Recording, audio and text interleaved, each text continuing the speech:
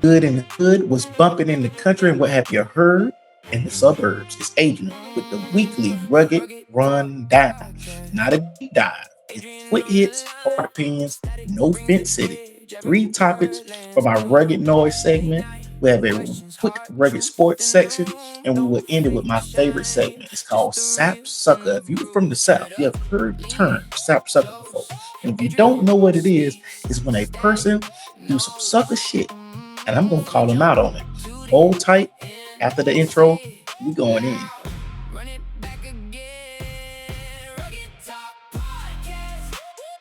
All right, guys, let's get into it. The first thing we're gonna get into in the rugged noise, the first topic I want to touch on is the Candace Owens and Andrew Wilson debate. I don't know if you guys seen it, but to just give you a rundown of who I'm talking about, is this gentleman, and I know you have all heard of Candace Owens. Man, if you have not seen the debate, I encourage you to go watch it now. I'm not a big fan of Candace Owens. I'll be the first one to admit I'm not a big fan of hers, but when she's speaking the truth, she's speaking the truth. You gotta give it to her. And this debate, I think she really put this dude in his place. This Andrew Wilson dude, man, he only got one aim, and that's just to get a bunch of women who have low IQ, and I'm sorry, it is what it is. He get a bunch of OnlyFans women, and he just humiliate them. And he's not really smart. He's not really good at what he does. But when you in a room full of people and the IQ is probably 97 combined with all seven of them there, yeah, he's gonna make them look like fools. But this time right here, he got himself in a room with Candace Owens, and he put up $300. This has to be the easiest money anyone in the world have ever made. Candace Owens came up on a lick with this fool, and the reason why, his ego made him lose the money. I'm gonna show you a clip and show you that this man, he do not like women whatsoever. You know what I'm saying? It's a history of him humiliating women and talking about women. And let me give you the context. So he goes on and want to debate Candace Owens. He goes to her house. They set up this interview with Pat Dave, whatever that man's name is, in the middle. He's doing the moderating, and they're debating either or whether Tyler Robertson is the shooter of Charlie Kirk. And really, it was his position to prove that the evidence that the state is providing, he said that he believes is enough to prove that Tyler Robertson is the shooter. He didn't do that. He just came and just repeated a bunch of stuff that we already knew. Candace Owens' premise was that she don't think that Tyler Robertson is the shooter. And it's not her job to prove that it's not. It's her job to give reasonable doubt, because in court, all you need is one person to doubt. And I think she really did that. She really made him look like a fool, half the show. But I think his ego, because he didn't come prepared. I think he think because this is a woman and he hates women, let me prove that. Let me prove that he hates women. Let me show you this video and y'all tell me what y'all think about this. Hold on one second. Erica's, listen, that's my opinion. When you tweeted Erica's too retarded to kill her husband, would you like to explain how you developed your evidence, your positive evidence for the fact that Erica was retarded? Yeah, sure. So I just think all women are retarded. Oh, so you're see right there. This is what I'm saying. Like, he has made a name of himself of saying stupid stuff like that and humiliating women. And then what happened was he got himself in front of a smart woman, and she made him look like a clown. She made him look stupid. And bravo to Candace Owens. Like I said, I'm not a fan of hers, but when she's right, she's right. And in this debate, she really stuck it to him. Yeah, I think the dude name was Patrick Bet David or whatever, who was moderating. he was horrible. He really didn't do anything, but he did say in the beginning that he was going to stay quiet. He was going to stay out of it. But I think there was a lot of parts that he could have intervened and stepped in and fact check or call Andrew Woodson on his, or even Candace Owens on whatever she was talking about. But I think that, Candace Owens held her own. She did her thing. I think that this fool lost $300,000. That's crazy. She got to come up. Good for Candace. But if y'all have not seen that interview, man, y'all need to go check it out, man. This is another instance of someone who's very egotistical. He got himself embarrassed, and bravo for Candace Owens. We're gonna roll on into the next rugged topic, the much rugged noise topic, and I think we're gonna like this one a lot, man. It's about your boy Stephen A. Smith. He was embarrassed, and right now he don't want to admit it, but we're gonna step into that one in the section 2 of rugged noise topics. All right. Moving right along into topic 2 into rugged noise. I got to get on my boy Stephen A. Smith. Boy. See y'all. Today, National Association of Black Women gave Stephen A. Smith a thumbs down award at the Atlanta Convention for reoccurring public pattern of disparaging commentary directed at prominent Black women across politics, sports, and media. Now, to be fair, he wasn't alone. The list had FCC Chair Brandon Carr, CBS News, the Washington Post, and Circle City Broadcasting, DeJuan McCoy also got it this year as well. But the focus is on your boy, Stephen A. Smith. I got to get on him. We got to talk about what this was about. So here's the thing. This is what I think is prevalent that we got to really touch on. Stephen A. Smith has got comfortable. And I think that him straddling the fence, he think he can get away with these little things subconsciously, and he don't know that we're not rocking with him like that. We don't care how much slang and how cool he think he look and how he always trying to, sway into somewhere with his little coon looking suits, man. We don't care nothing about none of that, man. We hear you loud and clear. We see how you straddle the fence. We see how you laugh in the face of these people who do not have the best interest in the people who look like yourself. And now small platforms like myself, who have been repeatedly calling this out over and over and over, you don't hear it, it don't mean anything.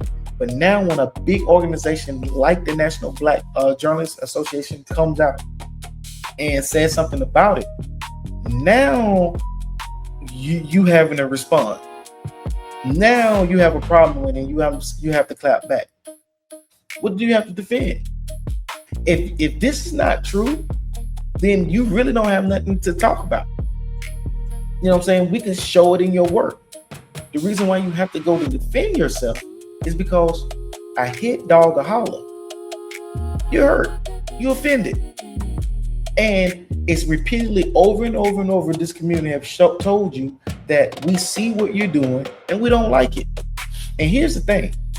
You're embarrassed. You have to prove that these people that you have told all the white people in your corner that, hey, and I got these black people in my side. No, we tired of the shucking and jiving, bro. And these big organizations is calling you out, and I'm glad that they did it. I'm glad that they put their foot on your neck. It don't matter what you go and say, and you can go and call out some of these people that you say you have their back. Man, we have seen what you have said. We have seen the people that you bring on your show continuously who do not show the best interest of the people who look like yourself. And if you have any aspirations of doing anything in politics, this should be a prime example of how this thing is going to roll for you with the black vote.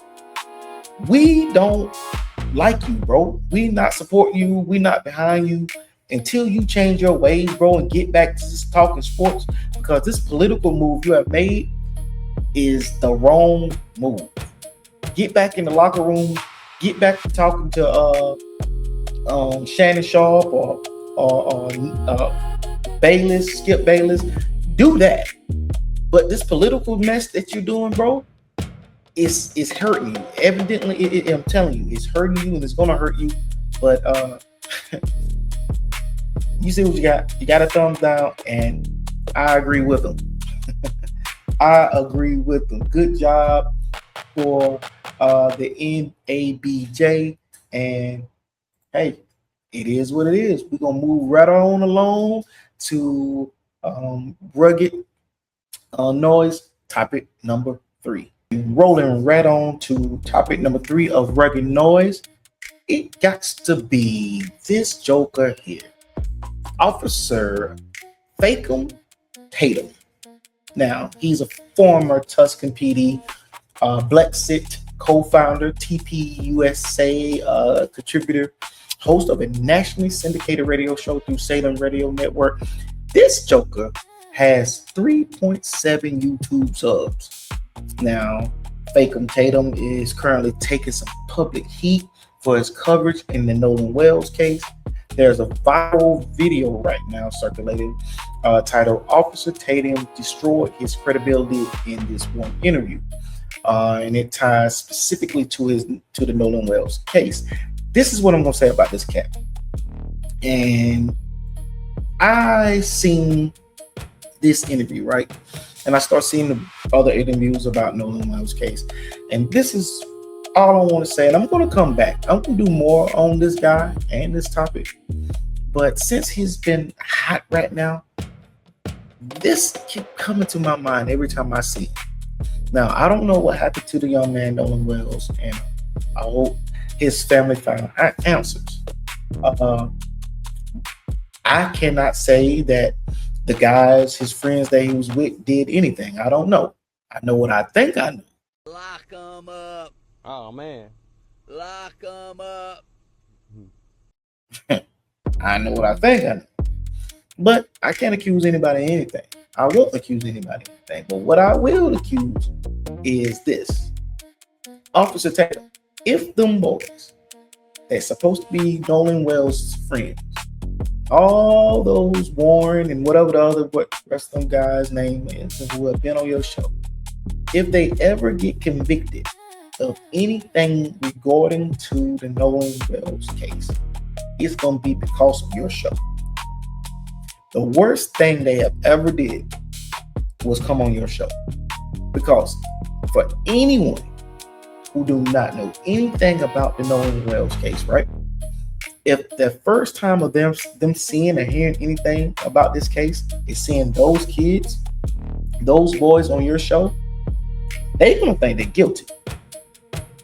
I'm telling you. Nothing about that interview make them seem like they're innocent.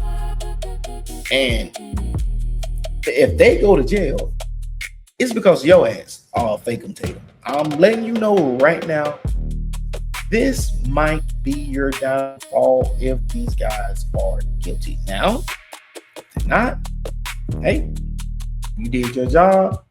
You got the last laugh, and this is not a laughing situation. But you could say, I told you so. But I'm trying to tell you right now, if these boys are convicted, this is the last of you. This is the last of you, Joker. You're out of here, Jack. But we will see. I'm definitely going to touch more about this case. But that's the last of the rugged noise. We're going to move right on into the rugged sports. We're going to get into that and see you on the other end. Yeah, man, and moving right along into the rugged sports section, man, I want to talk about our boy Shedeur Sanders. We have all seen this saga go on, man, for 2 years now down here in Cleveland. First, I want to say Cleveland media is horrible. All of them. Even the ones who act as if they are on Shedeur's side, They get on different platforms and they kind of change their tune, change their tone. I'm not gonna throw any names out there yet, but coming around to it. I've just been keeping my eyes on a few of these people, including media. But back on Shedeur, man. He's never really had a real runway, man. He was thrown in the cold last year with 0 reps. We pretty much seen how that all played out.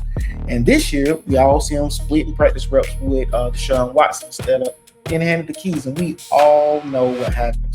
If you do not hand the keys over, the guy played with brakes on. He's always going to be insecure. And that's not going to be a talent problem. That's a rep problem.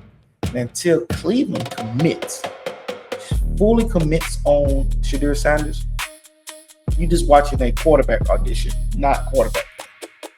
They're going to have to commit, man. And if they're not going to commit in his future, if they're going to every year give him an obstacle that he has to overcome, then you're never going to see his full potential, because he's always going to be playing with shackles on him. He's always going to be playing with, hey, if I make a mistake, then my career is over. We already see how he got messed over in the draft. We're not even going to relive that. But right now, what I'm witnessing is not a talent problem with Shedeur Sanders. This is a problem with the organization not investing into this man, not getting behind him. And as long as they're not behind him fully, he's not going to play to his full potential. And every year, Cleveland going to be looking for a quarterback, and it's going to be the same story over and over and over and over and over. Sooner or later, you're going to have to look at the common denominator here. Is it the quarterbacks or is it Cleveland? I'm starting to think it's more Cleveland than it is the quarterbacks. And I don't think it's Shedeur Sanders. The eye in the sky don't lie. And if you look at the tape, forget all the numbers. If you look at tape, you can see he has big play potential. Every rookie quarterback, first of all, this interception thing that everybody want to talk about, I want you to look at Peyton Manning numbers. And I don't want to hear nothing but Peyton Manning was a first round pick. Well, that means he shouldn't have threw that many picks his first year. So it's not a talent thing again. This is a getting behind the player thing. And Cleveland, until you get behind Shedeur Sanders, until you get behind any quarterback fully, you're going to keep running to the same problems every year, year in and year out. Again, Shedeur Sanders, man, keep doing your thing, man. You got people behind you. You got people that see what's happening. We know. Trust me. We know. Hey, we about to go into the last segment. And this is for my sap suckers. And I got 2 of them. Right when we get back, you're going to see I got 2 sap suckers. So, everybody, for my sap sucker edition, man, if you're from the South, you done heard the term sap sucker. And when I say these 2 jokers, you're going to know exactly what I mean by sap suckers, man. Did anybody see what happened in State Farm Arena in Atlanta with Ray J and Orlando Brown? Let me give you the quick rundown, man. They fought on Zeus Network on the undercard of Clarissa Shields and K. Scott, which was a great fight. Ray J won by a unanimous decision. This was supposed to be his comeback after he got knocked out by Super Hot Fire. Orlando Brown allegedly smacked him in the face with some money and called him Brandy's brother, which we have always known he was Brandy's brothers for years. But this is what my problem is. I guess I understand it's all fun and stuff, but we make the wrong people famous. We make the wrong people rich. And our coach is going to continue. We will always be envied in the culture, but we'll always be mocked too. And as long as we keep doing stupid stuff like this and having sap suckers in our face like this right here, man, we always going to be a laughing stock. Nobody's going to ever take us serious. I get it, man. You know, we got to have some fun and all this kind of stuff, man. But first of all, I think this is a mockery of the art of boxing. really. Yeah, we have always had celebrity matches and all this kind of stuff, but these are two guys who are going broke, and they just need to find a way to get some money. So instead of getting in here and boxing, they playing. And we all know you don't play boxing. Zeus Network, they doing their thing now, man. I guess putting on this kind of content. And it's making a whole lot of people a whole lot of money. I just think that is sap sucker shit. And I think these two jokers was in here acting like two sap suckers. And for that, on this episode, they will be the Rugged Talk Sap Suckers of the week. Hey man, listen, hit like, hit subscribe. On Monday, I will be dropping a new Rugged Talk episode, the weekly Rugged Rundown. I hope you guys enjoyed it. And until next time, see you again. Holla back.